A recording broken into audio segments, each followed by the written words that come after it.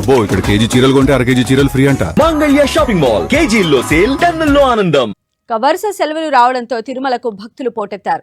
తిరుమల శ్రీవారి భక్తుల రద్దీతో నిండిపోయింది. వైకుంఠ క్యూ కాంప్లెక్స్లోని అన్ని కంపార్ట్మెంట్లు నిండిపోయాయి.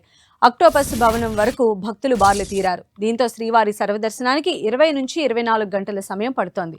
నిన్న స్వాతంత్ర దినోత్సవం, ఇవాళ ఆదివారం కావడంతో భక్తుల రద్దీ అంతకంతకు పెరిగిపోయింది. క్యూ లైన్లు, ఆలయ పరిసరాలు భక్తుల రద్దీతో కిటకిటలాడుతున్నాయి. వసతి గదుల కోసం భక్తులకు ఇబ్బందులు తప్పలేదు. తిరుమలలో ఏర్పడిన భక్తుల రద్దీకి సంబంధించి మరిన్ని వివరాలు మా ప్రతినిధి శ్రీనివాస్ అందిస్తారు.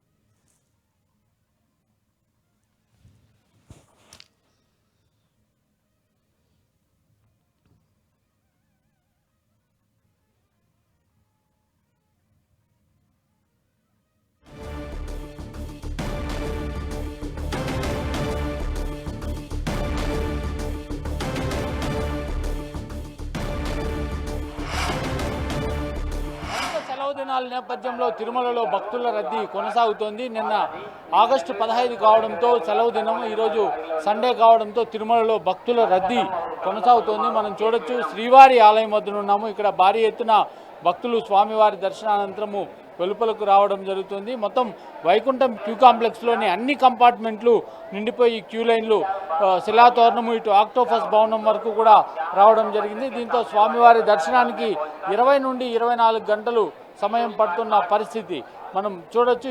అంటే శ్రీవారి ఆలయంలో నిన్నటి రోజున వెళ్ళిన వాళ్ళు అంటే ఇవాళ దర్శనం చేసుకొని రావడం జరుగుతుంది. మొత్తం మీద స్వామివారి దర్శనానికి 20 నుండి 24 గంటలు సమయం పడుతుంది. మొత్తం తిరుమల అంతా కూడా జనసంద్రంగా మారిపోయిందని చెప్పుకోవచ్చు. నిన్నటి రోజున క్యూ లైన్లలోకి భక్తుల ఎంట్రీని కూడా మధ్యాహ్నం తర్వాత నిలిపివేశారు. అప్పటికే క్యూ లైన్లో ఉన్న భక్తులకు దర్శన సమయం దాదాపుగా 24 గంటలు దాటడంతో టీటీడీ నిన్న సాయంత్రం వరకు కూడా భక్తులను అనుమతించలేదు. ఆ తర్వాత వచ్చే భక్తులనంతా కూడా ఉదయం రావాలని సూచన చేసింది. అయితే తిరుమలలో వేసవి భక్తుల రద్దీ తర్వాత మళ్ళీ ఆ స్థాయిలో భక్తుల రద్దీ రావడం అనేది ఇదే ప్రథమం అని చెప్పుకోవచ్చు. అంటే నిన్నటి రోజున ఆగస్టు 15, అదేవిధంగా శ్రావణ మాసం కూడా ప్రారంభమైంది. దీంతో భక్తుల రద్దీ అంతకంతకు తిరుమలలో పెరుగుతుంది. మనం చూడొచ్చు, మాడ వీధులంతా కూడా భక్తులతో నిండిపోయాయి.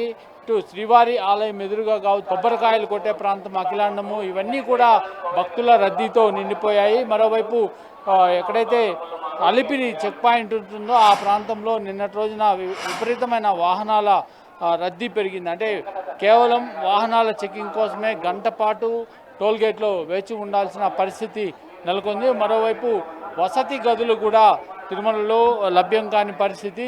ఎవరైతే సర్వదర్శనానికి వెళ్తారో అటువంటి భక్తులకు జనరల్ కౌంటర్లో గదులను కేటాయిస్తారో అక్కడ కూడా భారీగా భక్తులు రావడం జరిగింది. దీంతో గదులు పొందడానికి కూడా దాదాపుగా 3 నుండి 5 గంటల పాటు వేచి ఉండాల్సిన పరిస్థితి అయితే తలెత్తింది. మొత్తం మీద తిరుమలలో వేసవి తర్వాత మళ్ళీ ఆ స్థాయిలో భక్తుల రద్దీ అనేది ఈ శ్రావణ మాసం ప్రారంభంలోనే కనపడుతోంది.